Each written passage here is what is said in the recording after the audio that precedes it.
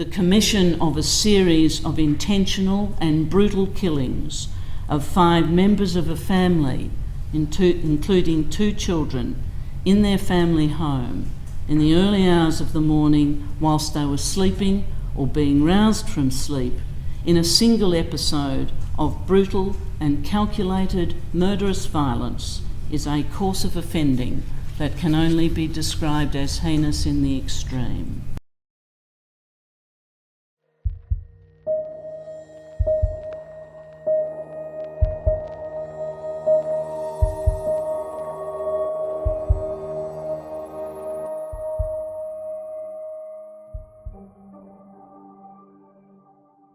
Min Lin and his wife Yun Lin, known as Lily, were doting parents, loving partners and a hard-working couple. The pair had met in Sydney after migrating from China as students. They soon married and had 3 children. 2 sons, 12-year-old Henry and 9-year-old Terry, and an older daughter Brenda, who was 15. Brenda described her mother and father as very loving, attentive and extremely hard-working, giving everything they could to their children. 12-year-old Henry loved sports, was a keen badminton player, and was very popular and outgoing. The youngest of the family, Terry, adored his older siblings and used to follow Brenda around everywhere. The Lin family were very close and the siblings shared a particularly tight bond. Min and Lily worked hard to give their 3 children the best life and education they possibly could. Min set up the Epping Central News Agency in 2002, which became a fast-growing and lucrative business, turning over more than $1 million a year. The news agency was always bustling and busy, and the Lin family quickly became very well known and respected within the local community. The family lived on Boundary Road, in a nice suburb of North Epping. Lily's sister Irene also moved into Boundary Road with them. Irene worked part-time at the news agency to help Min and Lily. Min had bought his parents, Yang Fei Lin and Fei Qing Zhu, a new home about a 30-minute drive away from them. Min and Lily also lived a short walk away from Min's sister Kathy, her husband Lian Bin Zi, known as Robert, who was previously an ear, nose and throat specialist in China, and their son. Both Robert and Kathy migrated to Australia in 2002. On Friday the 17th of July, the Lin family went to Min and Kathy's parents' house for dinner.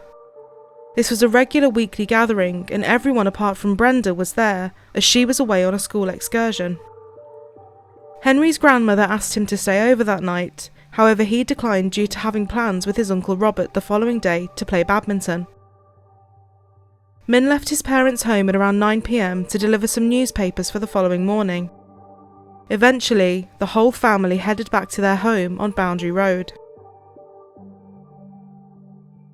Early the following day, chatter amongst locals started. Min's news agency was unusually closed, and the newspapers had mounted up outside the store without being taken in. It was a busy Saturday morning, and Min not opening his agency without any warning was a cause for concern.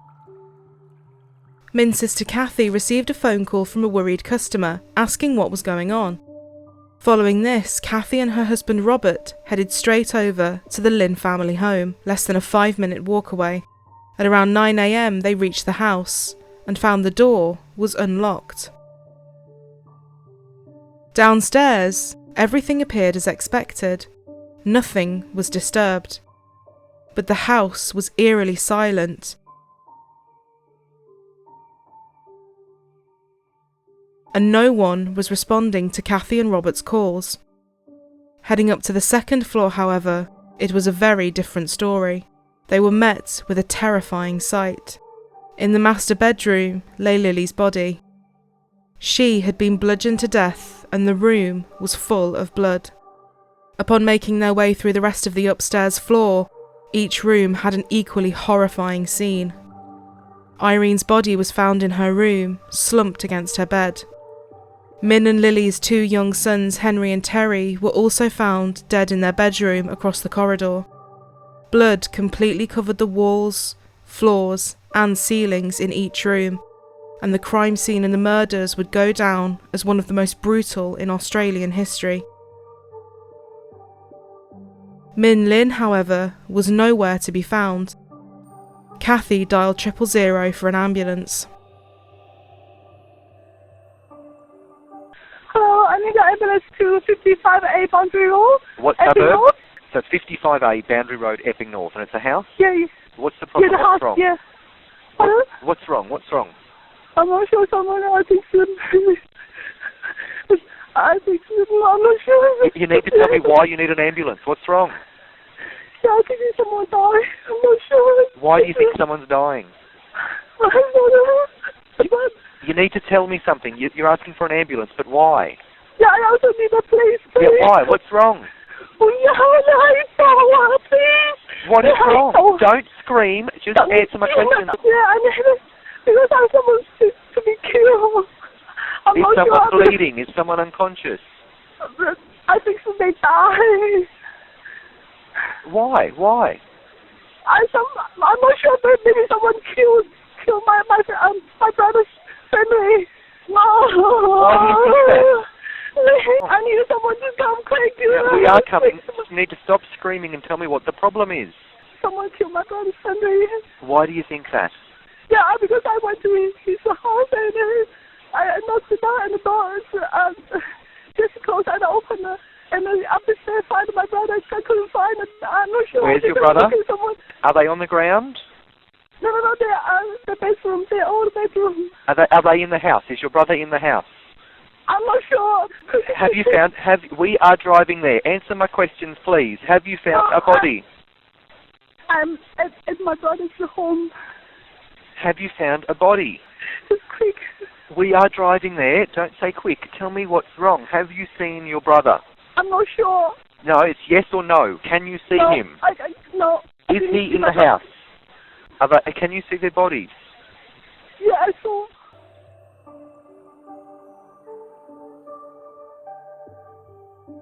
Towards the end of the call, a hysterical Kathy could be heard pleading with her husband Robert, begging him not to leave her alone in the house. She was heard saying in Cantonese, "I am more scared than you are." But Robert insisted he had to go and pick up hers and her brother's parents, leaving a frantic Kathy in the house, alone. Police and paramedics arrived on scene and were met with Kathy at the front door, screaming for help. Min was still unaccounted for, but on Kathy's advice the police did a further search of the master bedroom and looked under the duvet. It was here that they finally found Min Lin's body. He too had met the same terrible end as his family. Robert, Kathy, Yang Fei Lin and Feng Qing Zhu were taken to hospital to be treated for shock. A short while later, Brenda, still away on her trip, decided to log into Facebook to catch up with things back home. Tragically, she learned what had happened to her family shortly after signing in. People began messaging her asking if she was okay and sending her articles that showed pictures of her house. At first, she thought they were all playing some sort of sick joke, but her school arranged for her to travel back to Sydney on the first available flight. After landing, she was met with Kathy and police officers, who confirmed the horrific news. The last time Brenda had seen her family was when her father dropped her off a few days prior to begin her school excursion. Not wanting to draw attention to anything in front of her friends, she and her father awkwardly said goodbye and parted ways. Brenda said, "To this day, my biggest regret was not hugging and telling him I loved him." Strikeforce Snowburn was a secret operation that was implemented to investigate the 5 murders, and pressure was on to solve a case that had become very high profile very quickly. The deaths of the Lin family started dominating the media, with all outlets keen to get the next scoop or lead on the case. It was initially reported that it may have been a murder-suicide, and the police said this was a possibility that was being investigated. But judging by the severe injuries sustained from the lengthy attacks, and the fact that the injuries were consistent across all 5 people in the house, this theory was quickly ruled out. Investigators noted several things about the crime scene. It appeared that whoever had gained access to the house knew the layout and was very comfortable with their surroundings. There were no signs of a break-in, and nothing appeared to have been ransacked or stolen. The power to the house had been cut from the outside. Police quickly determined that due to there being no signs of a forced entry, whoever the killer was most likely had a key to the property. 15-year-old Brenda's bedroom was completely untouched, and unlike the other bedrooms, which showed blood on all the door handles, her door handle was clean. This further fueled the police's theory that whoever had committed the crime knew the family and therefore knew Brenda was not there, deliberately avoiding that specific room. It was also determined that it was likely the killer had been wearing gloves due to the way the blood was smeared and spread. Officers quickly concluded that there was only one perpetrator, and although there were 24 bloody footprints found, they were all the same size and make of shoe. The prints were between a US size 8.5 and a 10. The family were all so disfigured from the attacks that forensic analysis had to be used to formally identify them. It was determined that the murders had taken place between 2 and 5:30 a.m. Police believe that Min and Lily were killed first and Irene was killed after, before the killer went into the young boy's room last. Detectives concluded that the two young brothers most likely woke up after hearing their parents and aunt being killed. Experts also confirmed that due to the blood splatter analysis and the position the boys were found in on the floor, they had fought for their lives with everything they had. Henry was killed with 3 blows to the head. Terry was the only one not killed instantly, and potentially stayed alive for up to 2 hours after the attack, which ultimately saw him struck 6 times. Blunt force trauma was listed as the cause of death, and with 4 out of the 5 victims, asphyxiation was also a contributing factor. A distinct pattern was visible on the family's faces, and a forensic pathologist determined that a hammer-like object with a rope around it was the murder weapon they were looking for.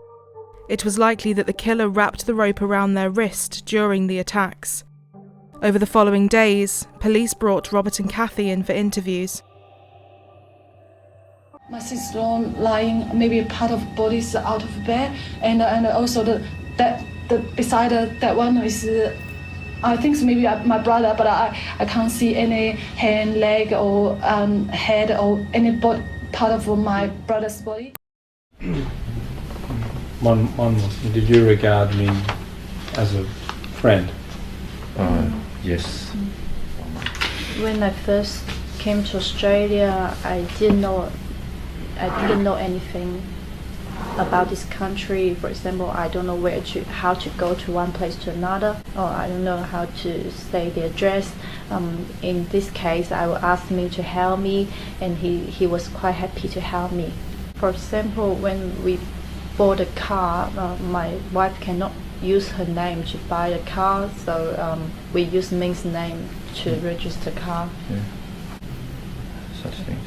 And just to confirm, Ming's parents only have the two children? Is there Yep. Only 2 There's children. no one else that we've left out? No.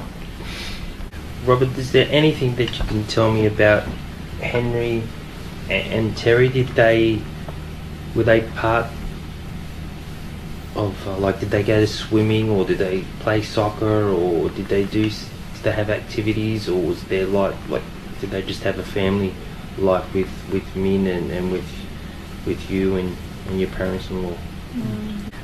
Henry is quite a more open-minded child. He would love to get along with other people. He liked to play tennis and badminton. He liked to play badminton with me. Robert held his head in his hands through most of the interviews, crying and staring down at the table. Through his translator, he told the police that he and his wife Kathy had left hers and Min's parents' house the previous night. When they got back home, he'd watched sports before having a bath at around 2 a.m. After this, he headed to bed. He then described the following day. Homesick. I can see everywhere was red. I think I saw my sister-in-law first. Once I saw her, I hold Kathy and I said, "Kathy, don't look at it." And I saw that the bedside, which is close to the door, I saw this side. I saw a staff, a group of staff. I think it was her brother. 亦都係 Like a pile of yeah, a pile of stuff. 因為 I always think that her brother was in as well because I saw her car. Saw his car. I saw his van. So we went out from the room. I went out with Kathy. We ran to the other room. I saw the terrace room I indicated before. Used to be terrace room. The door was closed. Kathy pushed open the door. We saw Irene on the bed. I tried to touch her. I went closer. I tried to touch her 因為我 because I want to know whether she was still alive. Because when I saw her, she was not just lie down on the bed flatly. So I want to try. 不過 Cat 拉住我。 But Kathy hold me back. So I think I did not actually touch her. We reached the last bedroom. The door was half closed. We entered the room. We can see both children were lying on the floor. Kathy held me back and she 一路 kept 叫好驚咁一路大聲叫。 She kept yelling, "Let's go, let's go." She was so frightening. 當然我都好frightened。 I was afraid as well. How you and your family have been able to cope with something that no family in this country can possibly imagine you've had to go through. How difficult that has been.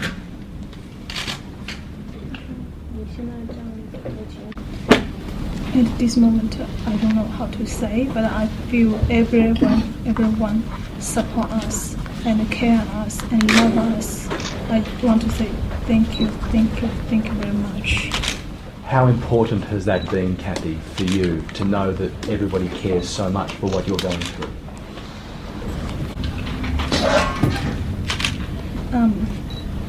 All the people love us, care us, and support us. We feel we need to be strong to do the best as soon as possible. Is there any appeal you can say now? Asking for anybody who can help. Yeah, like police say that they need more information, even very small clue to help them to solve the case. If anyone can help, please contact the police. 3 weeks after the family were killed, business at the Epping Central News Agency resumed. Kathy and Robert took over the ownership of the store and became Brenda's legal guardians. Robert offered to adopt Brenda a matter of hours after her parents were found. The funeral for the Lynn family was held in August. Hundreds of mourners turned up to pay their respects, including the children's school and the police looking after the investigation. The outpouring of grief was immense. A trust fund was set up to help Brenda with her future education, and the public came out in force to show their support for the family. As well as family and friends of the Lynns, the community wanted answers and justice too. Strikeforce Noburn and the investigating team began to draw some conclusions. The lack of a break-in indicated the killer had a key, and the fact this person knew the layout of the house, including how to cut the power from the outside. The killer's knowledge that Brenda was not home, hence the reason her room was left undisturbed, and the shoe prints that covered the house, pointed to just one person: Robert. The 000 call Kathy had made to authorities that morning also added more weight to this case. During the call, Kathy could be heard talking in Cantonese, begging Robert not to leave her alone in the house. For all anybody knew, the killer may still have been lying in wait somewhere, or may have potentially come back at any time. Despite her pleas, Robert left her for an hour to pick up her parents. Police concluded that only he would have known for definite that his wife was no longer in danger of meeting the same end as her family, hence the reason he left her. It was also alleged that when Kathy and Robert first went to the Lynn family home at 9 a.m. that morning, Robert told Kathy, "Don't look," before they could even see anything, indicating he already knew the scene that lay ahead. But police needed more before they could make an arrest. As Brenda was now living with Kathy and Robert, police set up pinhole surveillance cameras inside the couple's home. They had conducted a risk assessment to determine whether or not Robert posed any threat towards Brenda. And ultimately they determined he did not. Robert would have known Brenda's schedule, and therefore could have easily waited for her to come home before carrying out the murders, but he didn't. Further analysis of the Lynn's house found that the bloody shoe prints at the scene were from a make of A6 trainer, the same trainers that Robert could be seen wearing in old photographs. Observing more from within Robert and Kathy's home, police made another big link to the shoes in question. Robert was seen on one of the cameras talking to Kathy at the dining table. Whilst talking, he could be seen cutting a box into small pieces. He then soaked the pieces in a bucket before flushing them down the toilet. The box was an A6 trainer's shoe box, and the shoes in question were found out to be a men's US 9.5. Robert also made a curious phone call to a detective. He phoned to clarify something he may have said back when the Lynn family were discovered. He said he may have told a police officer at the scene that there were 5 bodies inside the house, but he claimed what he meant to say was that there were 4 or 5 bodies, and that he was phoning to clear this statement up. This only added more to the police's case. Although Min was the last to be found inside the house, police believed it was obvious that Robert knew exactly where he was, and had slipped up when he said 5 bodies during a time when the 5th victim couldn't be accounted for. It wasn't long before police began a thorough search of Robert and Kathy's home, and seized Robert's car.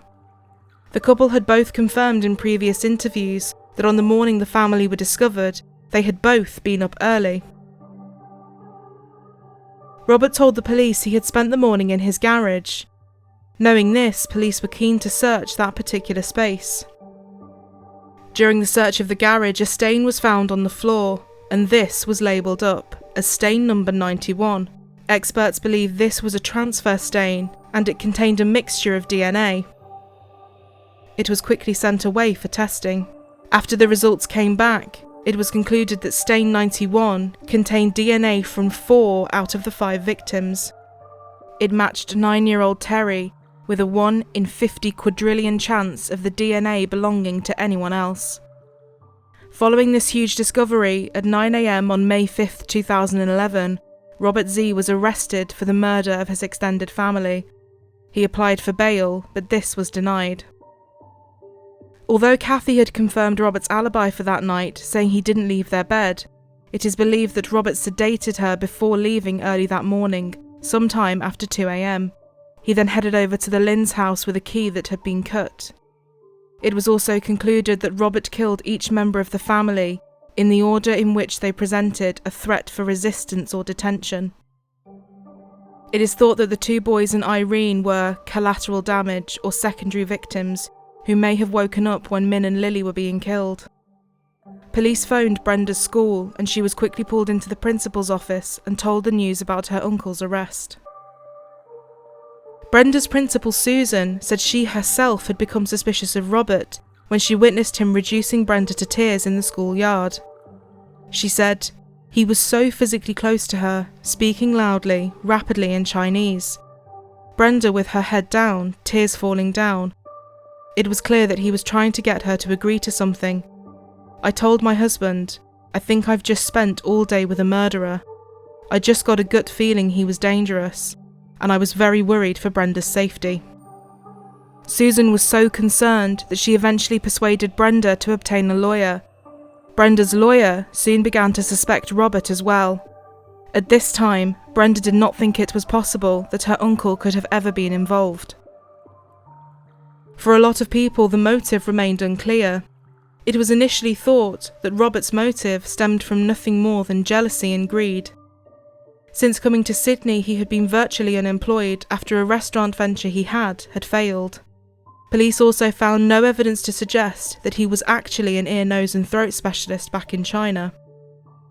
His brother-in-law Min was a successful businessman by this point, and police believed that Robert's jealousy of Min consumed him. Robert believed he was entitled to respect and admiration from his extended family, but felt he was denied it because of the attention given to Min. 3.5 years on from the Lynn murders, the brother-in-law of one of the victims has been ordered to stand trial. In December 2012, Robert was committed to stand trial. Some of the DNA evidence was still in the process of being tested, and the trial was delayed and pushed back. But in May 2014, the trial of Robert Z began. He pled not guilty. Since July 2011, Robert had been sharing details with a fellow inmate, who subsequently reported this back to police. The informant took the stand to testify against Robert in exchange for a reduced sentence. The inmate, known as Witness A, said that Robert had told him he had bought a hammer, which was the murder weapon, from a $2 shop, as he knew the CCTV cameras in the shop were fake. He also alleged that Robert had said he'd planned to steal a dead man's DNA from a funeral home and plant it on the murder weapon. Witness A said Robert told him that on the night of the murder he had sedated Kathy before leaving the house. Despite Witness A pushing Robert to find out where the murder weapon was, to this day it has never been located. It is thought that on the morning Robert drove to pick up Yang Fei Lin and Feng Qingzhu, he took the murder weapon with him and disposed of it along the way. Robert's defence team stated that it would have been impossible for one person to commit all 5 murders and escape unharmed. They also argued that Robert was not the only person living in Australia that wore size 9.5 Asics trainers. They stated that there was potentially 3 different sets of shoe prints at the crime scene, not just one. During the trial, Brenda, who was faced with all of the evidence against her uncle, said she finally had to accept the reality of what he had done to her family.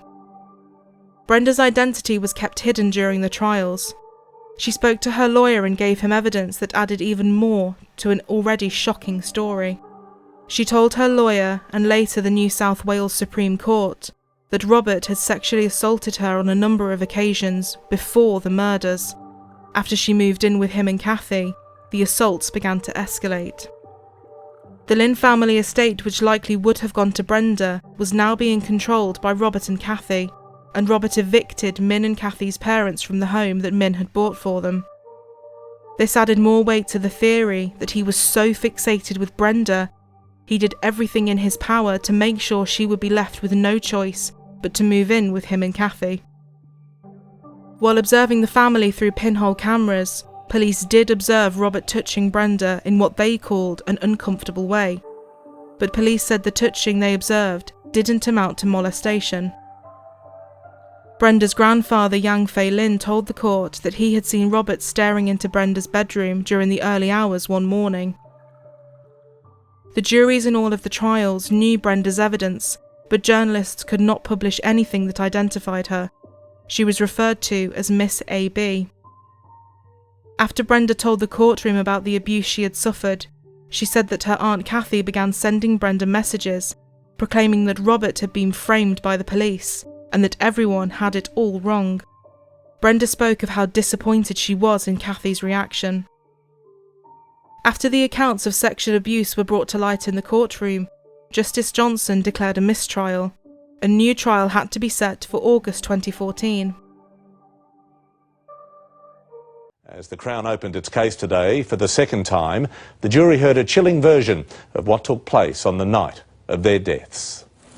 The Crown alleges Robert Z was consumed with intense hatred and bitterness when he killed 5 members of his own family. The court was told yesterday there would be an allegation of sexual abuse of a young female by a close male relative. The Crown is yet to expand on that and a conversation Z allegedly had with a fellow inmate at Long Bay Jail. On the first day of the second trial, the prosecution presented a new theory behind Robert's motive. As well as his jealousy of Min, he evidently had a disturbing sexual obsession with Min's daughter Brenda. But unfortunately, not long into the second trial, Justice Peter Johnson fell ill, and the trial again was postponed. 6 months later, in February 2015, Robert's third trial began. Justice Elizabeth Fullerton was now presiding, and the trial went on to last for 10 months. The jury took 19 days to deliberate. However, they could not reach a unanimous verdict, and it was again declared a mistrial. Justice Fullerton granted Robert bail while he awaited his next trial. After almost 5 years behind bars without a conviction, he was fitted with an electronic monitor and allowed back home. The wife of Robert C., the man accused of killing 5 members of the Lynn family, has just spoken of her joy at him being released on bail in time for Christmas. The 51-year-old has spent nearly 5 years behind bars after he was charged with the 2009 murders. The greatest Christmas present. But anyway, thank you. I need to go to visit him now. Oh, you're going to go to yeah. him now? Yeah. What will you say to him when you see him? I love him. In June 2016, the fourth and what would be the final trial began, with Justice Fullerton still presiding, and 8 months later, in February 2017, the jury had reached their verdict. 5 members of the same family were beaten to death as they lay in their beds in Sydney's suburban north. The victims included boys aged 9 and 12. Today, a jury has convicted the children's uncle, the prosecution arguing that Robert C. was motivated by greed and resentment. Robert was found guilty by a majority verdict of 11-1. Kathy and Min's parents said they were happy with the verdict they had waited so long for. The commission of a series of intentional and brutal killings of 5 members of a family, including 2 children, in their family home in the early hours of the morning whilst they were sleeping or being roused from sleep in a single episode of brutal and calculated murderous violence is a course of offending that can only be described as heinous in the extreme. Would you stand up, please? Lynn Bin Robert Z on counts 1 to 5 on the indictment, you are convicted of the murders of Min Norman Lynn, Yun Lee Lily Lynn, Yun Bin Irene Lynn, Henry Lynn and Terry Lynn. On each count, you are sentenced to imprisonment for life. Justice Fullerton said of Brenda, "I acknowledge the profound grief she has suffered and continues to suffer. While the law does not permit a sentencing judge to take into account any additional penalty because a family member of a murder victim has suffered through their death, in this case the far-reaching and immeasurable harm done is also an aspect of the harm done to the community, and, for that reason, I also take that into account when imposing life sentences in this case." Robert was given 5 life sentences without the possibility of parole. It would be years before the suppression order that concealed Brenda's identity was lifted, when she agreed to appear in an exclusive interview with Channel 7. Robert's wife Kathy still believes he is innocent and said that he is a caring man who would never hurt the family. Kathy and Min's parents, however, agree with the rulings and believe that Robert is now where he belongs, saying, "He is not a human being. He is a monster." Robert appealed his sentences in June 2020, but in 2021, after just 10 minutes at the New South Wales Criminal Appeals Court, 3 judges dismissed his appeal. In her interviews, Brenda Lynn said she is still trying to rebuild her life as best she can. She credits her amazing family with making her the person she is today. and she said she is forever grateful for how the community came together to help her. She wants to make sure she carries on doing all the things she knows her family would have wanted her to do, and said she hopes in the future she is able to do something to help other people and give back to everyone that supported her.